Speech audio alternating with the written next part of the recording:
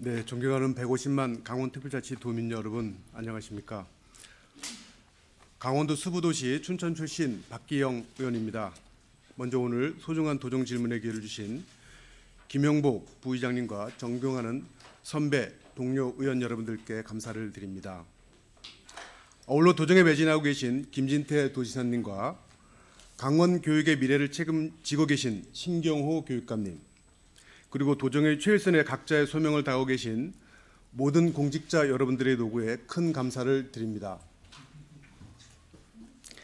이 자리에 계신 모든 분들의 값진 노고가 우리 강원특별자치도의 안정과 번영, 그리고 도민의 행복으로 실현되기를 기대하면서 오늘 저의 도정 질문을 시작하도록 하겠습니다. 오늘 저는 두 가지 주제에 대해서 질문하도록 하겠습니다. 첫째, 군 훈련 중 사망사고 대처를 위한 군간 협력체계 강화와 불공정 계약으로 인한 레고랜드 사태 등 중도개발공사 부실에 대한 근본적인 책임 문제에 대해서 심도 있게 질의하고자 합니다. 먼저 군간 협력체계 강화에 대해서 질의하도록 하겠습니다. 본격적인 질의에 앞서서 잠시 영상을 시청하도록 하겠습니다. 일병이 임무 수행 중 산길에서 굴러 숨지는 사건이 있었습니다. 수십 킬로그램에 이르는 통신 장비에 선임 짐까지 혼자서 옮기다 벌어진 일인데 첫 119 신고부터 늦었고 헬기 출동에도 혼선이 빚어지는 등 구조 작업 전반에 문제가 있었던 걸로 드러났습니다. 류현준 기자가 보도합니다. 일병은 사고 당일 통신 장비를 들고 오전 10시쯤부터 이모 하사, 상병 2명과 함께 훈련 장소인 아미산에 올랐습니다. 산에 오르던 중 상병 1명이 다리를 다치면서 김일병이 선임 상병 짐까지 지게 됐습니다. 험한 산길에 오르던 중 김일병이 사라졌고 등산로를 벗어난 곳에서 몸을 움직일 수 없을 정도로 다친 채 발견됐습니다. 하지만 김일병을 발견한 이 하사는 27분 뒤에야 119에 신고했습니다. 담당 포대장은 크게 걱정하지 않아도 된다고 했지만 전화통화 2분 뒤 김일병은 심정지에 빠졌습니다. 신경기 상태입니다. 신고도 안 하고 그 27분이란 동안 그런 식으로 해서 모든 시간을 다 낭비했습니다. 심지어 구조하러 온 군 헬기와 산림청 헬기 사이에 혼선이 빚어져 구조는 더 늦어진 것으로 확인됐습니다. 산림청 상황실과 통화한 결과 헬기가 현재 출동한 상태로 확인됩니다. 그런데 군 헬기가 출동했다면 산림청 헬기는 복귀 조치합니다. 하지만 군 헬기는 환자를 헬기로 끌어올리는 호이스트 작업을 제대로 하지 못합니다. 군부대 헬기 미숙하여서 상황 정확하게 판단 안 된다. 현장에서 군부대 헬기 철수시켜달라는 요구가 계속됩니다. 결국 군 헬기는 구조하지 못한 채 돌아갔고 사고 신고 약 2시간 반 만에 강원 소방 헬기가 출동해 김일병을 구조했습니다. 유족들은 신고와 구조가 늦어지면서 골든타임을 놓쳤다고 지적합니다. 네, 절규하는 부모님의 목소리가 너무나도 가슴이 아픕니다. 저 역시 군대를 막 제대한 아들을 가진 부모의 입장에서 이 문제를 결코 가볍게 넘길 수 없다고 생각합니다. 계속해서 다음 영상을 시청하시겠습니다. 강원도 인제에서 훈련병 1명이 지휘관의 군기 훈련 도중에 쓰러져 병원으로 옮겨졌고 이틀 만에 사망한 겁니다.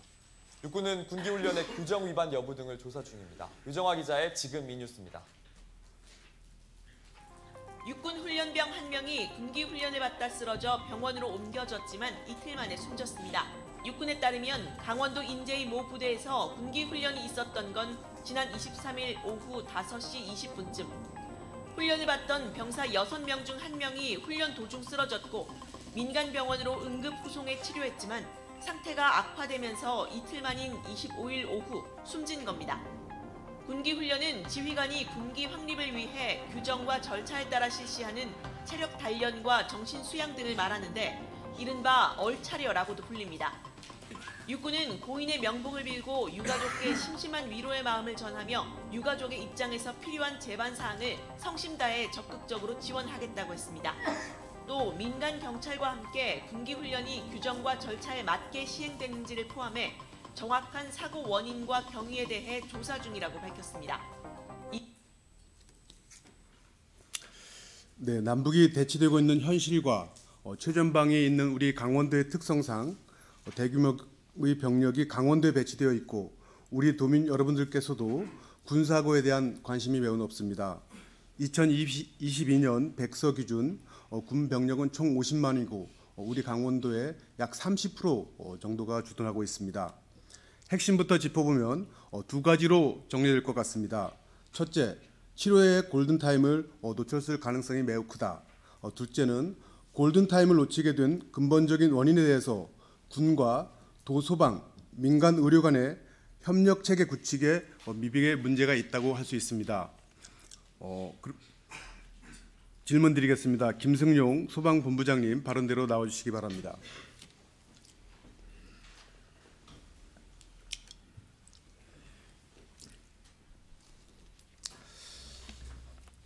소방본부장 김승용입니다. 네, 반갑습니다. 먼저 우리 홍천 아미산 사고의 경우 산림청 헬기, 군 헬기 등 혼선이 빚어지다가 결국 도 소방 헬기가 출동해서 호이스트 구조를 한 것으로 알고 있습니다. 그리고 그 후 병원으로 이송된 걸로 알고 있고 신고부터 병원 도착까지 어떤 타임라인에 대해서 설명해 주시면 되겠습니다. 네, 알겠습니다.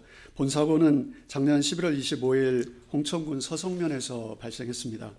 14시 56분 119 상황실로 신고가 접수되어 14시 59분 산악구조대와 구급대가 출동을 했습니다.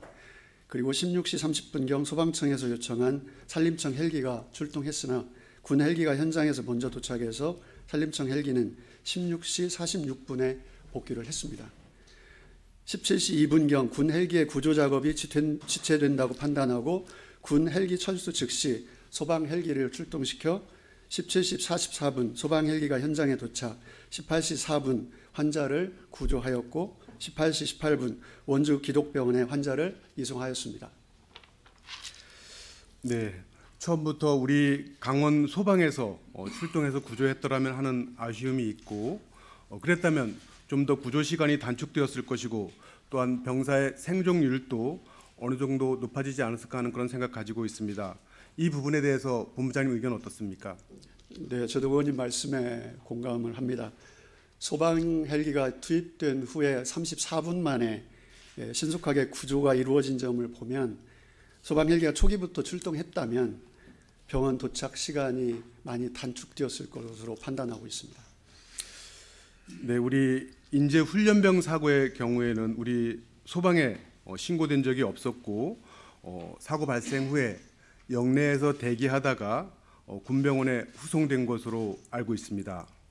이후 속초 의료원으로 후송됐지만 치료할 의사가 마땅치 않아서 강릉 아산병원에서 사망한 것으로 이렇게 언론에 통해서 알게 됐습니다. 이틀 정도 소요된 것으로 알려져 있는데 어제도 그 언론에서 잠시 그 언급이 된 것을 제가 봤습니다.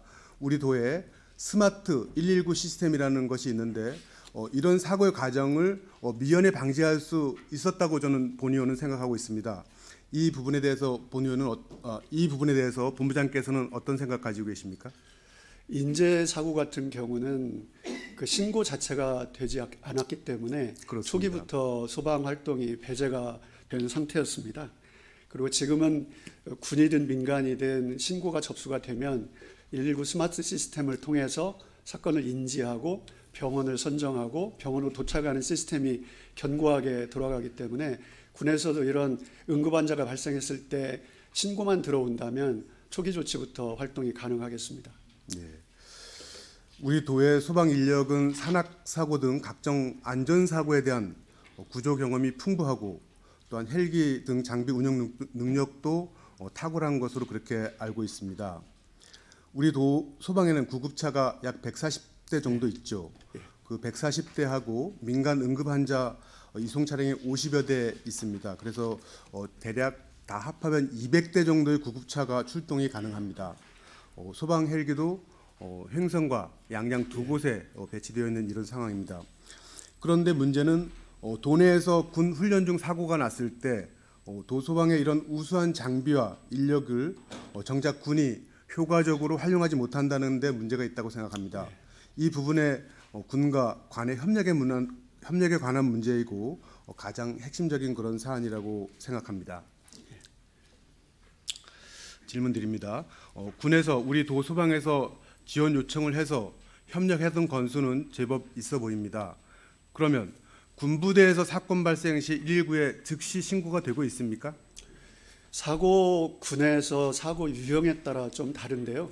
화재인 경우에는 즉시 신고가 지금 이루어지고 있고, 환자 부상자인 경우에는 군에서 1차적으로 군 내부 규정에 따라 초기 조치를 하고 그게 잘 안 됐을 경우에 불가피한 경우에 119로 신고하는 그런 체계로 좀 되어 있습니다. 그 군 훈련 중에 사고 초기 단계부터 적극적으로 도서방에 그 지원을 요청하지 못하는 근본적인 이유는 어디에 있다고 보십니까? 제가 조금 전에 말씀을 드렸는데 근본적인 이유는 군 내부 규정이 좀 경직화되어 있다는 겁니다. 네. 중증 외상 환자와 같은 응급 환자인 경우에는 그 사전적인 군 내부 절차가 있다 하더라도 동시에 119에 신고를 해서 같이 출동을 해서 공동으로 대응하는 것이 필요하고, 이런 경우에 환자의 생존율을 높일 수 있다고 보고 있습니다. 그렇다면 군 훈련 중 사고가 만약에 발생했을 경우에 그 부분에 대한 소방과 군의 그런 협력 대응 매뉴얼이 지금 존재하고 있습니까? 지금 현재는 군과 소방의 협력 대응 매뉴얼이 없습니다. 그렇죠. 그 정해진 매뉴얼이 없다면 군에서 요청이 있을 시에만 우리 소방에서 지원한다고 이렇게 이해하면 됩니까? 맞습니다. 네. 군에서 요청이 있을 경우에만 소방이 개입할 수 있습니다. 그렇다면 군에서 도소방으로 지원 요청이 오는 경우는 대체적으로 군에서 먼저 1차적으로 대응을 하다가 잘 대응이 안 될 경우에는 우리 소방으로 이렇게 요청하는 그런 경우로 보여지는데 어떻게 보십니까? 예. 맞습니다. 그 지적하신 말씀 맞고요. 그래서 골든타임 문제가 발생하는 것 같습니다. 네. 예. 훈련 중에 안전사고 발생 시 초등 대처 능력은 업무 경험과 시스템상 인명구조와 응급처치에 특화된 전문가인 우리 도소방이 군보다 체계적이고 유리하다고 생각을 많이 가지고 있습니다. 그런데 그걸 알면서도 적극 대처하지 못한 채 소중한 우리 병사들이 목숨을 잃게 되는 상황이 반복되는 것에 대해서 우리 강원도민은 물론 전 국민이 분노하고 있는 것입니다. 군대라는 특성상 군사기밀 유출, 보안과 관련된 민감한 사안이 많고 엄격할 수밖에 없는 점에 대해서는 저뿐만 아니라 도민 여러분, 나아가서 국민께서도 다 알고 계십니다. 그러나 본 의원이 지적하고자 하는 부분은 군사기밀 유출의 우려가 없는 훈련 중 발생한 인명과 관련된 안전사고 부분에 대한 것입니다.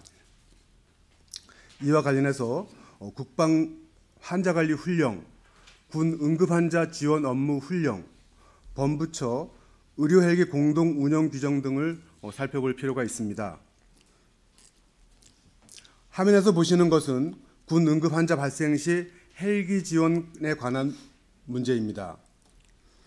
아미산 사고 당시 산림청 헬기, 군 헬기, 소방 헬기까지 모두 출동했지만 결국 군의 요청으로 산림청 헬기가 철수하고 군 헬기가 출동했으나 구조 시간이 너무 지체되어서 이후 소방 헬기가 호이스트를 통해 구조를 완료했던 것으로 알려져 있습니다. 도민 입장에서는 소방 헬기가 구조했다면 구조 시간이 단축될 것이라는 것은 지극히 상식적인 생각을 할 수 있습니다. 그러나 범부처 의료헬기 운영규정 제3조를 보면 국방부가 포함되어 있고 4조 1항을 보면 특별자치도 소방본부가 응급의료헬기 출동 관련 사항을 총괄한다라고 명시되어 있습니다. 그렇다면 아미산 사고의 경우 헬기 운영 상황이 어떻게 진행되고 있습니까? 예, 아미산 사고의 경우에는 소방에서 헬기 출동 요청을 총괄했습니다. 당시에 도내에 있었던 횡성 소방 헬기는 정비 중이어서 산림청과 소방청에 즉시 헬기 출동을 요청한 상태였었고요. 다만 군은 당시 자체적으로 헬기를 출동시켰었고 이후에 군 헬기 구조 작업이 지연되자 소방은 군 헬기를 철수시키고 소방 헬기를 긴급 투입시켜 구조를 완료했었습니다. 네, 그렇습니다. 네, 다음 화면은 군의 응급환자 지원 요청 및 조치 절차입니다. 자세히 보면 환자 발생 지역에서 신고를 할 수 있는 곳이 군 의료시설과 군 응급환자 지원센터 두 곳으로 나와 있습니다. 민간 병원에는 육로와 항공을 통한 후송하는 부분만 보이는데요. 인제 훈련병 사고 당시 도소방에 접수가 안 됐었고 환자 발생 시 해당 부대에서 민간 병원으로 또는 소방으로 직접 신고할 수 있는 시스템이 없는 것이죠. 네, 그렇습니다. 군 내부의 응급의료 체계와 관련된 부분인데요. 군은 환자가 발생을 하면 군 내부의 규정에 따라서 의료기관을 우선 이용을 하고 119 신고와 민간병원 이송은 군 자체 판단에 따라 결정되고 있습니다. 이로 인해서 신속한 이송이 필요한 경우에 골든타임 문제가 발생하고 있습니다. 네, 환자 이송 문제도 그렇습니다. 군 병원으로 갔다가 군 병원에서 속초의료원, 강릉 아산병원까지 전원된 것으로 언론을 통해서 알려져 있습니다. 우리 강원도 소방이었다면 각 병원의 상황 파악이나 전원 조치 등에서 아무래도 수월했을 것이고 또 효과적으로 대응할 수 있었다고 생각하는데 본부장님 의견은 어떻습니까? 네, 의원님 말씀 동의하고 맞는 말씀입니다. 응급환자가 발생하면 소방은 실시간 병상정보 모니터링이 가능하고 응급의료센터와의 연계를 통해서 보다 신속하게 대응을 할 수가 있습니다. 따라서 응급환자 발생 시에 군과 소방과의 협력체계가 작동이 되면 환자의 생존율을 좀 더 높일 수 있다고 판단하고 있습니다. 네, 응급환자 후송 문제도 자료 화면에 보이는 것처럼 어쨌든 군에서 후송 요청이 있어야지만 도소방에서 대응이 가능한 부분이죠. 예, 그렇습니다. 네, 본부장님 수고 많으셨습니다. 자리로 돌아오시기 바랍니다. 고맙습니다.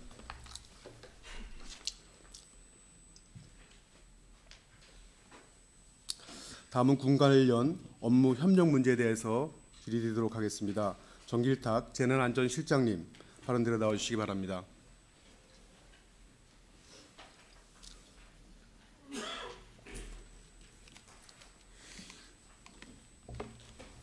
재난실장 정길탁입니다. 네, 반갑습니다. 실장님, 우리 도가 여러 가지 업무 소관에 관한 문제 또는 업무 협력에 관한 문제에 대해서 군과 소통할 수 있는 그런 창구들이 좀 있는지요?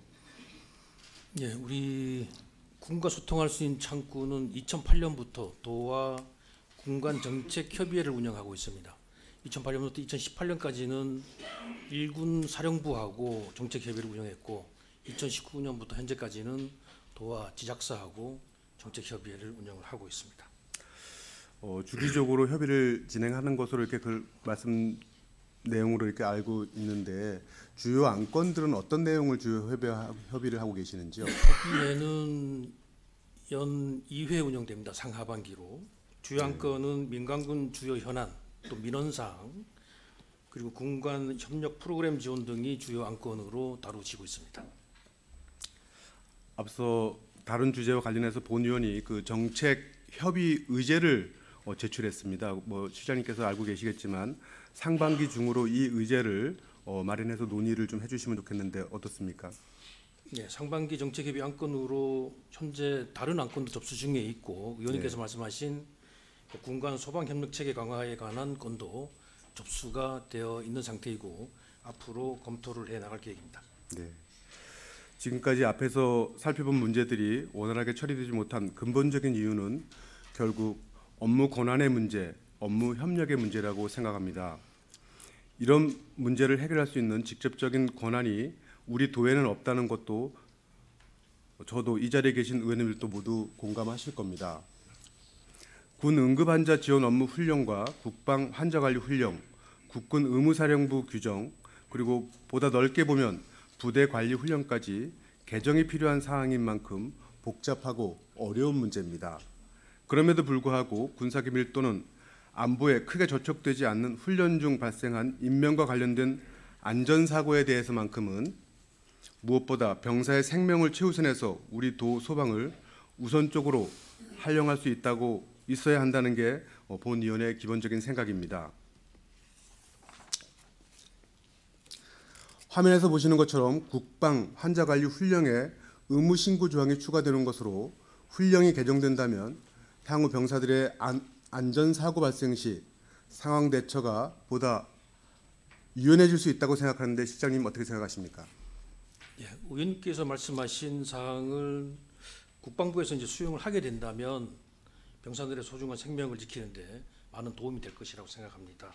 다만 본 사안에 대해서는 앞서 의원님께서 말씀하셨지만은 국방부 훈령이 선 개정돼야 되는 그런 사안입니다. 그래서 국방부의 의지가 먼저 선행돼야 할 필요성이 있다라는 말씀을 드리고 싶고요. 따라서 상반기 정책협의 안건으로 제출된 이 사안에 대해서 지작사와 지속적으로 협의를 나갈 필요성이 있고 이 부분에 대해서는 검토를 해 나가겠다는 말씀을 드리겠습니다. 네, 감사합니다. 앞으로도 군과의 협력 강화에 대한 적극적인 자세로 임해 주시기를 당부드리면서 오늘 답변 감사드립니다. 자리로 돌아주시기 바랍니다. 네.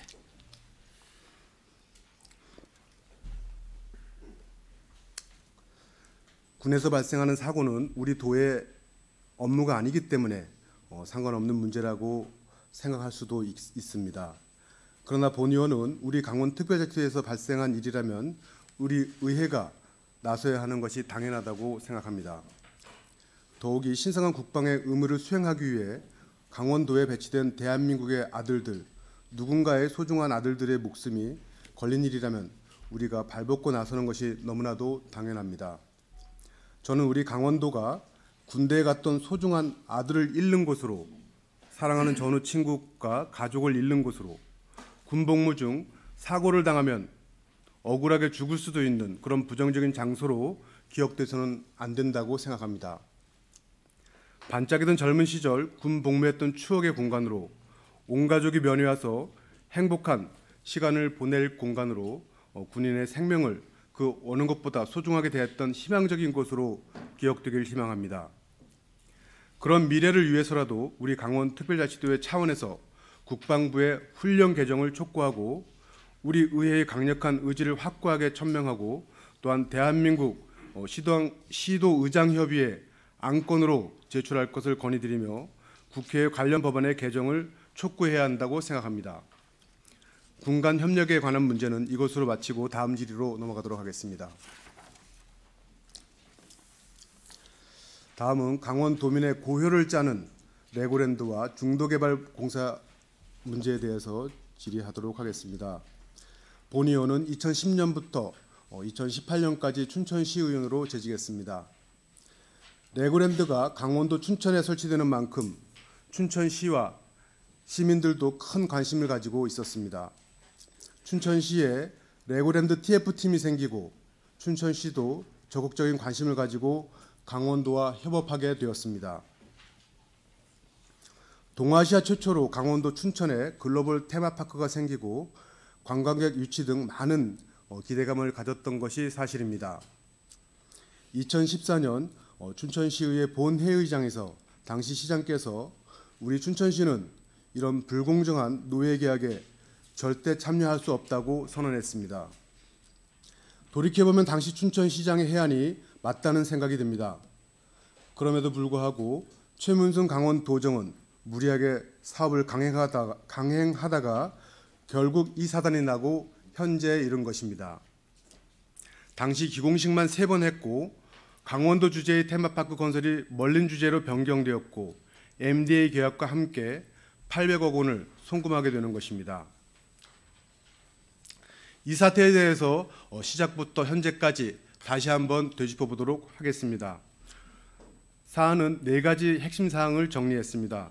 첫 번째는 2014년 11월 의회 동의 없이 210억 원의 보증채무를 2,050억으로 확대했습니다. 2018년 12월 UAE 계약에서 불공정 노예 계약인 MDA 계약으로 체결을 변경했습니다. 2018년 12월 강원도의 불행이 시작되는 순간입니다. 800억 원을 송금 지시 또는 승인한 것입니다. 2021년 7월 컨벤션 부지를 105억 원에 산 것을 477억 원에 다시 재매입하게 되는 것입니다. 화면에 나온 서류는 2011년 6월 22일 당선된 지 2달이 채 안 된 전임 도지사가 직접 결재한 계획안입니다. 출자에 따른 위험성 방지 대책 항목에 우리 도는 100억 원 외에 추가 출자는 하지 않음이라고 규정되어 있습니다. 테마파크 준공 후 도 출자 지분 매각도 같이 기재되어 있습니다. 문제는 여기서부터입니다. 기대 효과를 보면 어마어마합니다. 관광객 연 200만 명, 일자리 9,800개 창출, 생산 유발 효과 5조 원, 지방세수 연평균 44억 원입니다. 이 시점에서 바라보면 터무니없는 허상일 뿐인 것입니다. 지금 상황은 어떻습니까? 2024년 기준 관광객 49만 명을 겨우 넘기는 수준이고 이마저도 감소하는 추세입니다. 무려 5조 원을 예측한 경제 효과와 고용 효과는 차지하더라도 방문객 자체가 턱없이 부족하고 지방세수는 0원에 불과한 것입니다. 본격적인 비극의 시작은 2014년부터입니다. 의회의 사전 심의나 동의 없이 기존 보증 210억 원을 2,050억 원으로 확대하는데 2014년부터 2022년까지 문제가 되는 2,050억 원의 부채가 여기서부터 시작되는 것입니다. 박광용 산업국장님, 발언대로 나오시기 바랍니다.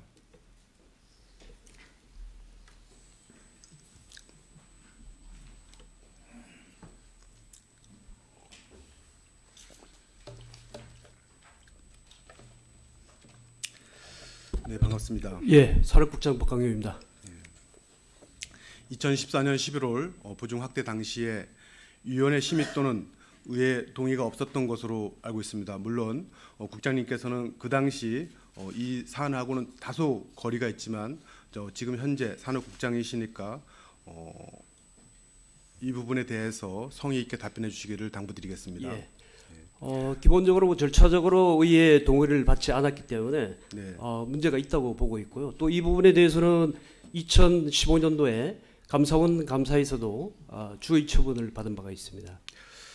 그 의회 동의 없이 최문순 전 지사의 그 확인서만으로 2,050억까지 보증액을 확대한 것에 대해서 절차적인 하자가 굉장히 있어 보이는데 감사원 감사에서 징계 주의 처분도 받았고 이렇게 했는데 이런 의회와 도의 관계에서 의회 동의를 받지 않았고 이렇게 확대했다는 것에 대해서는 굉장한 문제가 있어 보이는데 국장님 의견 어떻습니까? 예, 전적으로 동감합니다.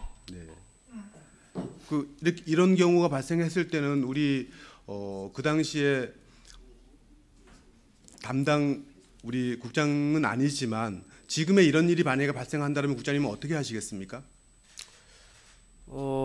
지금 만약에 지금이라 그러면 뭐 당연히 하지 말았어야 될 그거 반드시 또 의회 동의를 받아가지고 이 여부에 대한 부분을 판단을 해야 된다고 봅니다. 네. 2천억이 넘는 보증을 의회 동의도 없이 무모하게 강행한 이유를 본 의원은 전혀 이해하기가 너무 어렵습니다. 전임 도정의 이 무책임한 보증이 두고두고 하근이 되었고 결국 지금 중도개발공사가 이 지경에 이르게 된 것입니다.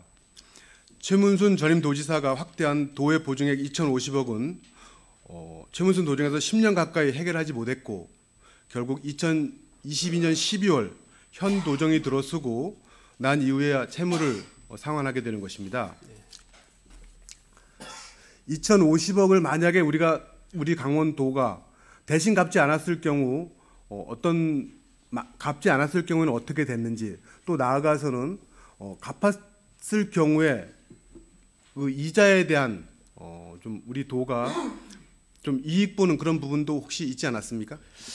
당시에 이게 이제 BNK 투자증권을 통해서 2,050억이 이제 대출이 됐고요. 네. 그때 당시에 이제 이자율로 보면 한 4.8% 정도 됩니다. 금액상으로 따지면 한 98억 정도가 되는데 저희가 만약에 이제 갚지를 못한다 그러면 이 매년 한 그 100억 정도가 추가로 이제 소요가 될 것으로 보고 있습니다.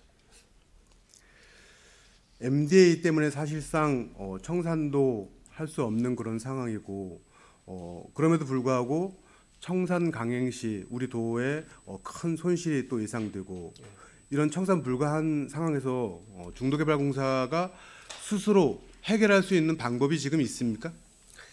제가 보기에는 뭐 지금 없다고 봅니다. 지금 기본적으로 GJC가 안고 있는 부채 규모만 해도 한 3,300억 정도가 되고 있고요. 네. 또 기존에 이제 분양됐던 부분들도 이제 전부 다 이제 해지가 되고 있기 때문에 현 상황에서는 이제 부장 자체도 지금 어렵기 때문에 현 구조에서는 뭐 불가하다 그렇게 보고 있습니다.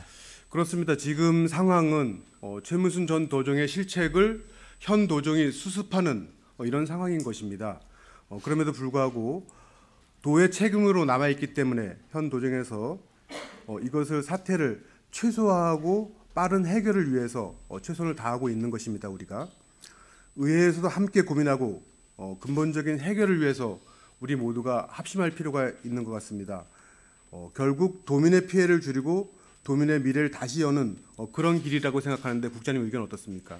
예, 저도 동감을 하고 있습니다. 그래서 그 사실은 이게 이제 그대로 둬서 이제 파산이 될 경우에는 저희 이제 도에 엄청난 이제 데미지를 가져오고 있기 때문에 저희는 현 상황에서 도의 재정적인 이런 피해를 최소화할 수 있는 방안을 찾아가지고 그 방안이 지금 영업의 양수도 방안으로 해서 지금 추진을 하고 있는 겁니다. 네, 그렇습니다. 다음은 MDA 계약 체결에 대해서 말씀드리겠습니다. 총괄 개발 협약으로 2018년 11월 MDA에 따른 강원도 권리 의무 변경에 대한 동의안이 통과되었고 강원도에 일방적으로 분리한 그 노예 계약이 성사되게 되는 것입니다. 비밀 유지 조항으로 공개도 금지되어 있고 또 수익 조건이라든지 계약 조건 모두 강원도로서는 받아들이기 힘든 그런 부분들입니다. 사실상 청산도 어렵게 만들었고 도민의 혈세가 낭비될 수밖에 없는 그런 구조라고 생각이 됩니다. 그 당시에 우리 의회 정당별 의원님들 상황은 지금 여기에 계시는 분들하고 딱 반대라고 생각하시면 됩니다. 2018년 당시에 민주당 도지사와 의회도 민주당이 다수였습니다. 당시 야당의 어떤 반대 의견도 있었지만 그런 소수 의견들은 받아들여지지 않았습니다. 자, 질문 드립니다. 국장님께서 MDA 계약 당시의 내용이 상식에 근거해서 그 계약의 공정성이 담보됐다고 생각하십니까? 저는 뭐 여러 가지로 이제 불공정하게 그 체결됐다고 그렇게 보고 있습니다. MDA 계약이 그런 것 같습니다. 거미줄이 이렇게 쳐져 있는데 잠자리가 그 거미줄에 걸렸습니다. 이 잠자리가 빠져나가려고 하면 할수록 거미줄이 점점 휩싸이기 때문에 도저히 빠져나갈 수 없는 상황. 이것이 강원도라고 생각을 합니다. 저는. MDA 계약에 따라서 우리 강원도가 멀린사에 800억 원을 송금하는 순간입니다. 이게 마지막 기회였습니다. 이 800억 원을 송금하지 않았다라면 아마도 멀린사는 철수했을 것이고 강원도의 불행은 시작되지 않았을 것이라고 생각합니다. 본 의원이 가장 결정적인 순간이라고 생각했었고 여기서 800억 원의 송금을 멈췄어야 된다고 생각을 합니다. 만약에 800억 원을 송금하지 않았다면 지금 같은 최악의 사태가 일어나지 않았을 것이라고 생각하는데 국장님 의견은 어떻습니까? 예, 아마 MDA에 따른 이제 멀린의 직접 투자가 아마 없었을 것이고요. 그러면 이 하중도 사업도 자체도 이제 중단이 됐을 겁니다. 됐을 거고 아마 그때까지 물론 뭐 도의 재정적인 피해는 있겠지만은 지금과 같은 뭐 현 상태와 같은 그러한 심각한 문제는 발생되지 않았을 것이라고 보고 있습니다. 그렇습니다. 이게 이 당시에서 멈췄으면 일부 시작하다가 마른 그런 좀 다소 작은 그런 규모의 우리 도가 피해를 입었을 수 있었지만 800억 원을 송금받지 않았으면 당연히 멀린사는 철수했을 것이니까 사업은 여기서 멈춰지고 지금의 이런 사태는 없었을 것이라고 그렇게 생각하고 있습니다. 다음은 그 컨벤션 부지 영감에도 고가 재매입 문제입니다.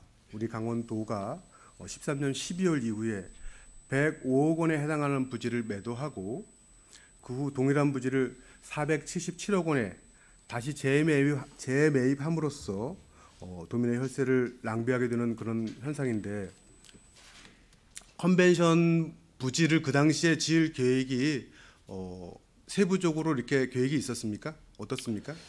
그때 당시에 지금 그 중앙투자심사를 거치기 위해서 기본적인 계획은 마련해서 계획이 된 걸로 알고 있습니다.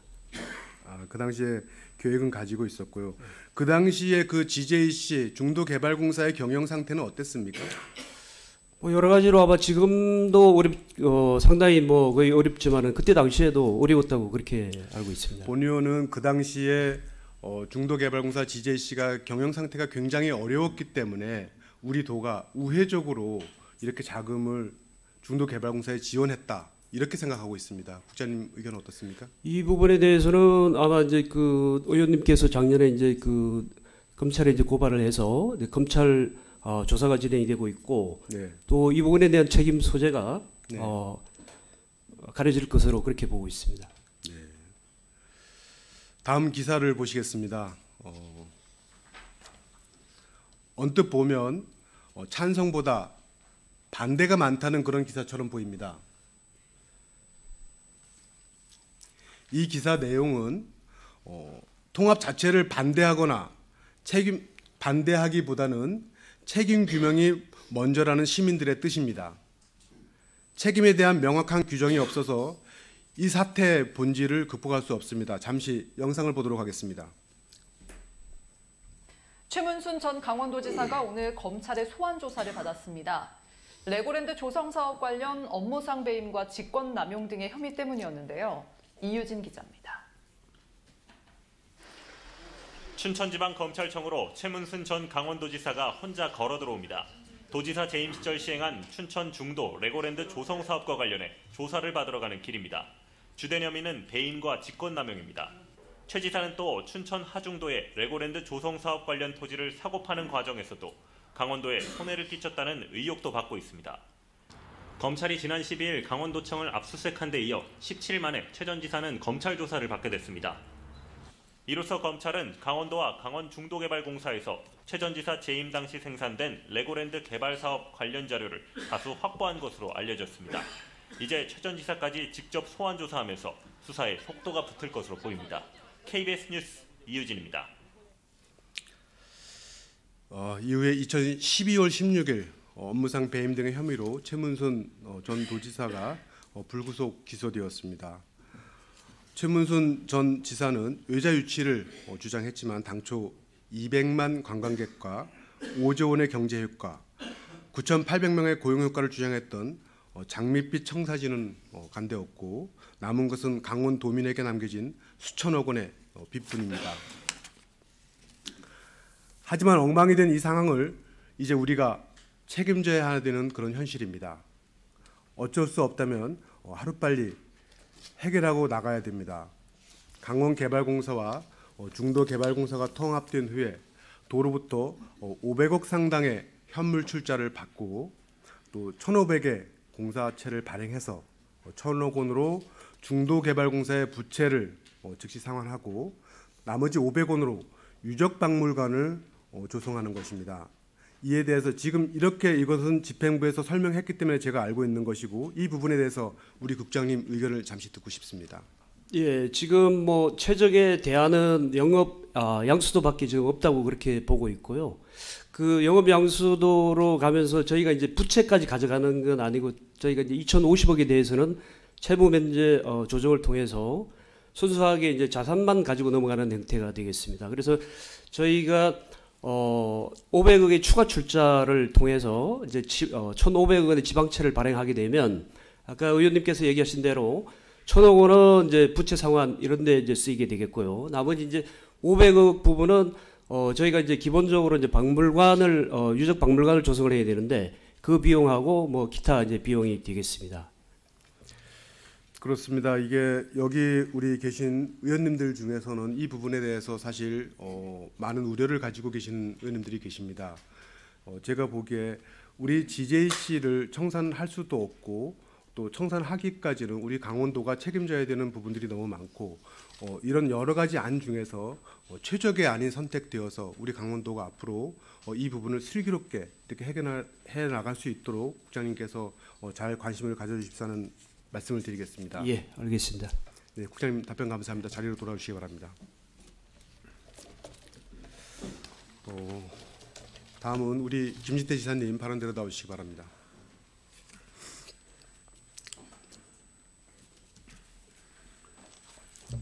네, 김진태 지사입니다. 네, 지사님께 두 가지 질문을 드리도록 하겠습니다. 먼저 군 훈련 중 사망 사고에 대한 적극적인 군 간 협력이 필요하다는 제언을 드렸고 의회 차원에서 훈련 개정을 촉구할 것이라고 말씀드렸는데 이에 대한 우리 지사님의 의견은 어떻습니까? 예, 그 의원님 그 질의 방향에 대체적으로 동의를 합니다. 이런 그 인명을 다루는 업무에서 뭐 민간인과 군인을 따질 수도 없고요. 일단 사람은 살려야 되지 않겠습니까? 반대로 우리가 산불이 났을 때 군에서도 작전 헬기를 보내줍니다. 그런 거를 따질 때는 아니라 무조건 우리 강원도 소방은 119는 군에서 요청이 왔을 때 좌고우면하지 말고 아주 최대한 신속하게 나가서 이제 구해야 된다는 생각입니다. 이제 다만 여기서 그러면 그 관련 훈령이나 이런 것을 바꿔야 되지 않겠냐 하는 것은 저희도 뭐 그런 방향에는 공감을 합니다만 국방부 훈령을 바꾸는 것을 우리 강원도나 강원도 소방에서까지 하는 것은 글쎄 어떨죠. 그건 그 국방에서도 충분히 이런 것을 알기 때문에 자기들도 좀 이제 나서지 않겠나. 어떤 이런 국가기관 간의 역할이나 이런 것도 있기 때문에 좀 이제 그렇게 생각하고 있습니다. 네, 장기적으로 우리 국방부 훈령 개정이나 이런 부분들을 위해서 우리 지역의 국회의원님들이나 또 국회에 계시는 국회의원님들께 이런 요청을 드릴 것이고 또 우리 지방의원으로서의 역할이 사실은 거기까지라고 생각을 합니다. 그래서 남은 임기 동안 그런 부분에 대해서 좀 더 의정 활동을 강화하겠다는 말씀을 드립니다. 그리고 한 가지만 더 네. 말씀드리면요. 군이 지난번에 제가 인제 소방서를 한번 방문을 했었는데 군 부대에서 119 요청이 굉장히 많이 들어온답니다. 네. 그러면서 그 내용이 주로 벌통을 제거해 달라. 이게 최근 몇 년 새에 한 400건 내에 이른다고 합니다.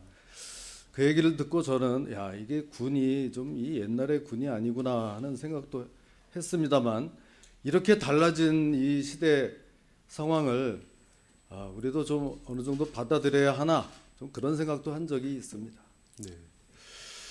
그리고 한 가지 질문은 지금 금방 제가 우리 산업국장께 질문했던 내용하고 같은 선상의 내용인데 레고랜드 사태의 근본적인 책임에 대해서 면밀히 되짚어봤습니다. 그 레고랜드 사태와 중도개발공사, 강원개발공사 통합에 대해서 지사님의 진솔한 의견을 한번 듣고 싶습니다. 네.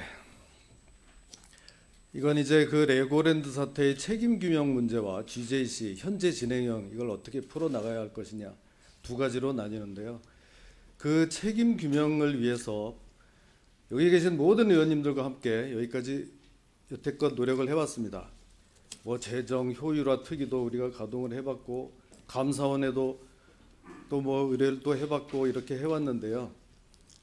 이제 이런 저런 것보다도 결국은 수사기관에서 이게 기소가 돼서 재판정에서 이게 지금 다루어지게 됐습니다. 좀 착잡한 마음은 들지만 어쨌거나 여기서 이제는 더 이상 물러설 데가 없기 때문에 이 진상이 규명되고 책임 소재가 밝혀지기를 바랍니다. 그다음에 이제 이 GJC 문제인데요. 이건 이제 현재 진행형입니다. 그럼 이 빚덩어리 GJC를 어떻게 할 것이냐. 그래서 제가 취임 이후에 이걸 어떻게 처리할 건가 고민하다가 그때 처음 나온 카드가 회생이었습니다. 다 기억하실 겁니다. 근데 그거는 무슨 금융 위기를 부른다 뭐 어떻다 문제가 많아서 그 카드를 접을 수밖에 없었습니다. 그러면 남은 선택지는 파산이냐 계속 유지시키는 거냐 이겁니다. 이제 우리가 그대로 있는 대로 이야기를 해야 됩니다. 처음부터 어떻게 보면 파산에 좀 더 가까운 그런 형편에 지금 있었습니다. 그런데 파산을 시키려고 하면요. 또 엄청난 이 비용을 치러야 합니다. 이상한 계약을 해놔서 그 손해배상까지 다 물어줘야 한다던가 지금 빌려 쓴 금융 이게 파산이 되면은 담보 잡힌 것들이 전부 경매로 넘어가서 금사라이 같은 하중도 땅을 다 헐값에 다 뺏기거나 이렇게 돼서 파산을 할 수도 없고 그러면 저에게 남은 선택지는 살려야 되는 겁니다. 네. 근데 우리 도에서 직접 그러면 그것을 한다? GJC는 영리 행위를 목적으로 설립된 법인입니다. 우리 지방자치단체가 돈 버는 일에 나설 수가 없지 않습니까? 그러면 이걸 어떻게 해야 되겠습니까? 그래서 강계공으로 인수를 시키게 되는 겁니다. 이런 구조적인 문제를 전혀 외면하고 빚을 제가 졌습니까? GJC 빚을, 레고랜드를 제가 벌렸습니까? 이렇게 해놓고 빚덩어리를 빚 많은 강계공에다가 인수하면 어떡하냐라고 하는데 선택지가 그거밖에는 없다는 말씀을 드리는 겁니다. 그래서 어떻게 보면 이거는 그래 양 기관 다 빚이 있습니다마는 살려야 되는 이런 절박한 상황에 있기 때문에 GJC라는 작은 아들의 진 빚을 강계공 큰 아들에게 같이 좀 넘겨서 이걸 어떻게든지 막아보자. 이렇게 해서 지금 풀어 나가려고 하는 겁니다. 그런데 이제 또 이게 결국은 뭐 고은리 행정복합타운으로까지 다 연결되는데 다 그러다가 뭐 전부 다 잘못되는 거 아니냐. 그렇게 걱정을 해주시는 거는 좋지만 그렇게 자꾸 부정적인 얘기를 하다 보면 잘 될 것도 안 될 수가 있습니다. 어떻게든지 힘을 모아서 첫째 아들도 살리고 둘째 아들도 살려야 되지 않겠습니까? 그런 고충이 있다는 것을 말씀을 드립니다. 네, 지사님 말씀 잘 들었습니다. 자리로 돌아주시기 바랍니다. 네, 고맙습니다.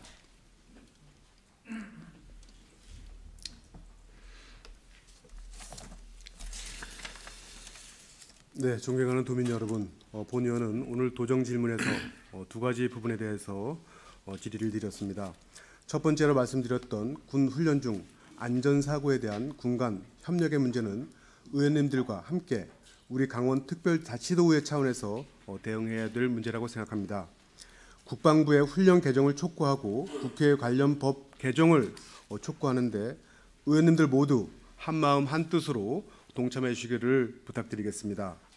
두 번째로 말씀드렸던 레고랜드 사태의 원인과 책임에 대한 문제는 그 당시 도지사의 업적과 성과 부풀리에게만 혈안이 되어서 제대로 된 검증이나 최소한의 안전장치도 없었습니다.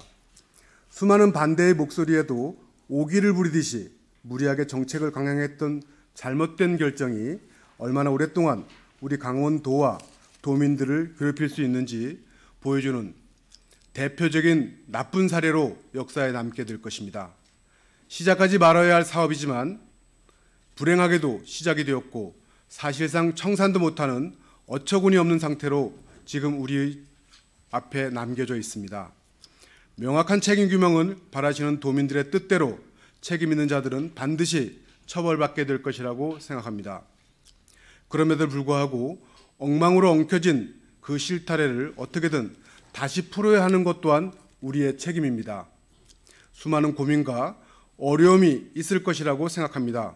고민 끝에 지금 현재에서 할 수 있는 최선의 방안을 마련했다면 다시 한번 힘을 모아서 이 사태를 극복하고 일어서야 된다고 생각합니다. 이상으로 도정 질의를 마치면서 끝까지 경청해 주셔서 감사합니다.